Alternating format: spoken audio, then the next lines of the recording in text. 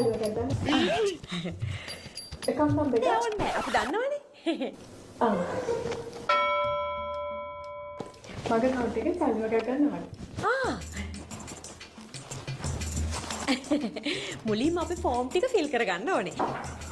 මුලින්ම කියන්නකෝ ඔයාලට මොකටද සල්ලි? තාත්තා රස්සනීපා පොඩි සල්ලි හැදිච්ච එකම ආවේ. තාත්තා වගේ කවුද? තාත්තා ඊරාට මොනවද කෑවේ?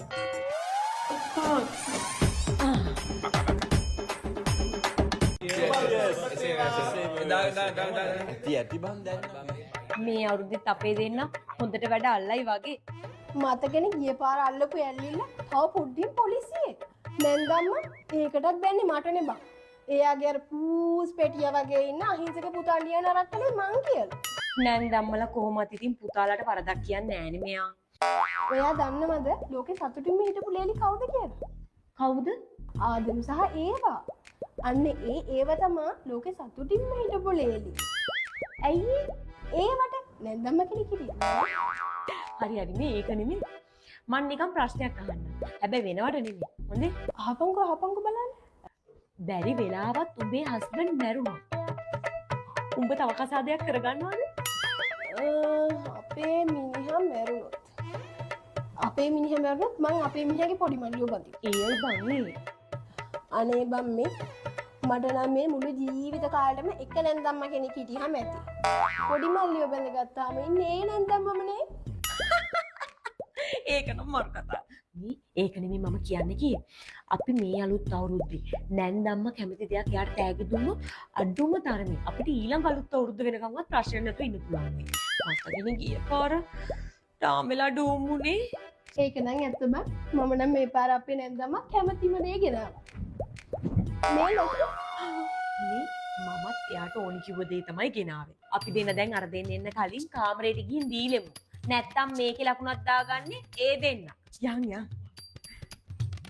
නැන්දම් මේ ඔන්න අපි ආව අවුරුද්දට තෑග්ගු. බලමුකෝ මෙදා පාරවත් උඹලා චීත්තරෙදි උස්සන් එන්නේ නැතුව වැදගත් දෙයක් ගෙනල්ලාද කියලා.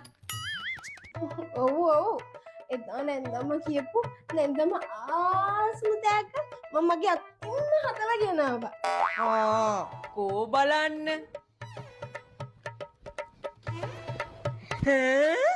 කොණ්ඩ කැව් ඒකෙත් 6යි. යකෝ උඹලා දන්නේ නැද්ද මට හොඳටම සීනි කොණ්ඩ කැවුම් කන්න හොඳ නෑ කියලා? කවද්ද මම කිව්වේ මම කොණ්ඩ කැවුම් කන්න ආසයි කියලා? ඈ ඇයි එදා නැන්දම්ම කේක් කරගමන්නේ කිව්වේ? දැන් ඉතින් නැන්දම්මට මොනවද අවුරුද්දට ඕනේ අපේ නේද?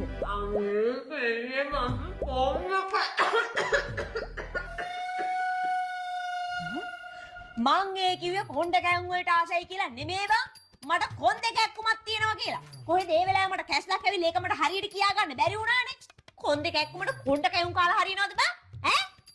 ඒකනේ ශිහාන්ගි. ඔන්න මම නම් එදා නැන්දම්මා කියපු දේ හරියටම තේරුම් ගත්තා. ඒ නිසා මේ අලුත් අවුරුද්දේ අපේ නැන්දම්මට ඔත්තශීල් කොන් දෙකක්කුම හන්දිපත්‍ර ඔක්කොම ඉක්මනටම සනීප කරගන්න පුළුවන්. ඒ විතරක් නෙමේ ගෑවම කිසිම ගඳකුත් නැහැ. අනේ කෙල්ලේ උඹ නම් මගේ ලේලි නෙමේ මගේම දුවක්. මම අදම තාත්තට කියනවා මේ ගේ දොර ඉඩකඩම් ඔක්කොම ඔබට ලියන්න කියලා. එතකොට මට උඹට ඉඳන් කාපම් මේ කැවුම. හාය යාළුවනේ. ඔන්න මේ පාර අලුත් අවුරුද්දේ ඔයාගේ නැන්දම්මගේ අම්මගේ ආදරේ වැඩි වැඩියෙන් ලබා ගන්න මතක ඇතුව ඔතෝ ෂීල්ඩ් එකක් තෑගි දෙන්න. කොළඹ යුනිවර්සිටි එකේ IBM BB එකෙන් ඩෙවලොප් කරපු ඔයාලගේ සංනිවේදනා නසන හොඳම විද්‍යාත්මක විසඳුම තමයි ඔතෝ ෂීල්ඩ් කියන්නේ. ඒ වගේම කැලණිය යුනිවර්සිටි එකෙන් කරපු කස්ටමර් සැටිස්ෆැක්ෂන් සර්වේ එකෙන් 90ක් දෙන ඔතෝ ෂීල්ඩ් එක රෙකමන්ඩ් කරලා තියෙනවා. නැචරල් ඉන්ග්‍රීඩියන්ට්ස් වලින් නිෂ්පාදනය කරලා තියෙන ආයුර්වේද දෙපාර්තමේන්තුවේ සහතික කළ ප්‍රොඩක්ට් එකක් තමයි ඔතෝ ෂීල්ඩ් කියන්නේ. ළඟම තියෙන සුපර් මාකට් එකෙන් ගන්නත් පුළුවන්. දැන් ඊළඟ ඉරියව්වට මාරු වෙන්න. නැන්දම්මේ ඔතෝ ෂීල්ඩ් නිසා මේවා දැන් නතින් බං. මේ උඹත් දැන් මන් දිහා කන්න වගේ බලන් ඉන්නේ නැතුව ගිහිල්ලා රෙදි ටික හොදලා දවල්ට යන්න ගන්නවා.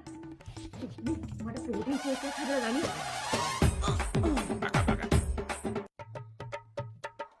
බබා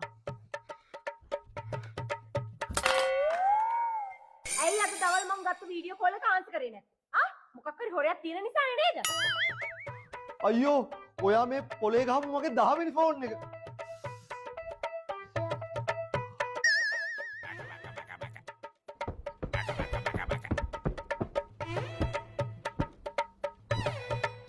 ජොසියා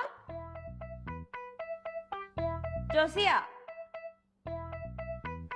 ජොසියා ඇයි මම මේ බල්ලනාවන ගමන් හිටියේ වොච් රූම් එකේ. අයියනේ ඔයාමනේ කිව්වේ මූව නාවන්න කියලා. මං ඔයාලට මොන වැඩේ කිව්වත් ඔයා මේ ගෙදර ඉන්නවා නම් මට විනාඩි 5න් පාඩුවා පේන්න ඉන්න ඕනේ. මොකද මන් දන්නේ නැහැ නේ ඔයා ඇත්තට මොනවද කරන්න කියලා. ඔයා එළියට ගියත් මට විනාඩි 5න් පාඩු වීඩියෝ කෝල් ගන්න ඕනේ. හොඳේ? තේරුණාද? වීඩියෝ කෝල් ගන්න. මොකෙන්ද? අයියෝ පොලේ ගහලා කැඩුවේ මගේ ෆෝන් එක. අනේ ඇත්තට 33 කෝටියක් දෙවියෝ ඉන්නවා කිව්වට එක දෙවියෙක් නැහැනේ මන් දිහා බලන්න. දරුවා ඔබ මට කතා කළාද? ඔව් ඔව් දෙවියෝ මං තමයි කතා කළේ. මෙයා නෙමෙයි මමයි කතා කළේ. ඉවසන්න දරුවා.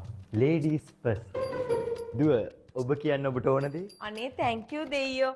මගේ හස්බන්ඩ් ඇස් අරගෙන ඉන්න හැම වෙලාවෙම එයාගේ ඇස් දෙක මගේ පැත්තට හැරිලා තියෙන්න ඕනේ. තව මං අර එයා වෙන කිසිම දෙයක් ගැන වැඩිපුර හිතන්න බෑ. තව එයා හැමදාම නිදා ගන්න ඕනේ මං ගාව විතරයි.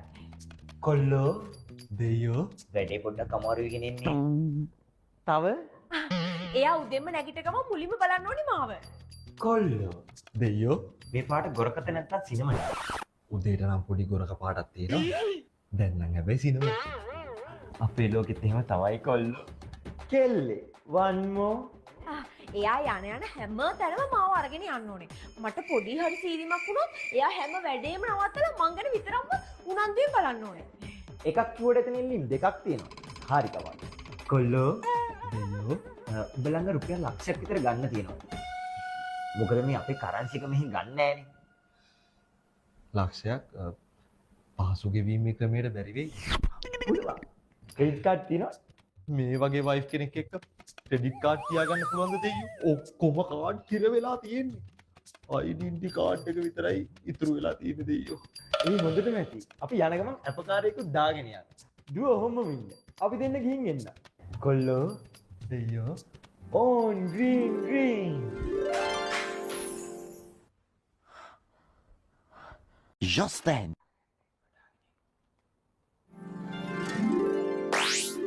කොල්ලෝ දෙයියෝ වහිමුද? වැඩේ හරිද දෙයියෝ? පොඩ ඉඳන් on green green. අනේ දෙයියෝ මොකද්ද මේ කළේ? මේ මිනිස්සුયો ඔයා ළඟ හැම වෙලෙම තියාගන්න ඕන නම් එහා පැත්තේ තියාගෙන නිදා ගන්න ඕන නම් නැගිට ගමන් මුලින්ම ඔයාව බලන්න ඕන නම් පොඩි හීරීමක් හරි වුණොත් ඔයා ගැනම හිත හිතා ඉන්න ඕන නම් ඔයා ෆෝන් එකක් නෙවෙන්න ඕන. දැන් හරි. හොඳ වෙලාවට ඔන්ෆ්ලික්ස් මොබයිල් එකේ ID එකයි අපකාරයෙකුයි අරන් ගියාම පහසු වෙවීමේ ක්‍රමයට ෆෝන් එකක් ගන්න පුළුවන්. අපේ ලෝකයේ දැන් ෆෝන් ගන්නේ ඔන්ක්ලික්ස් මොබයිල් එකෙන් තමයි කොල්ලෝ. කම්පැනි ෆෝන් අඩුමුලට ගන්නත් පුළුවන්. හැදිච්ච ෆෝන් සුටුස් ගාලා හදලා දෙනවා කොල්ලෝ. දෙයියෝ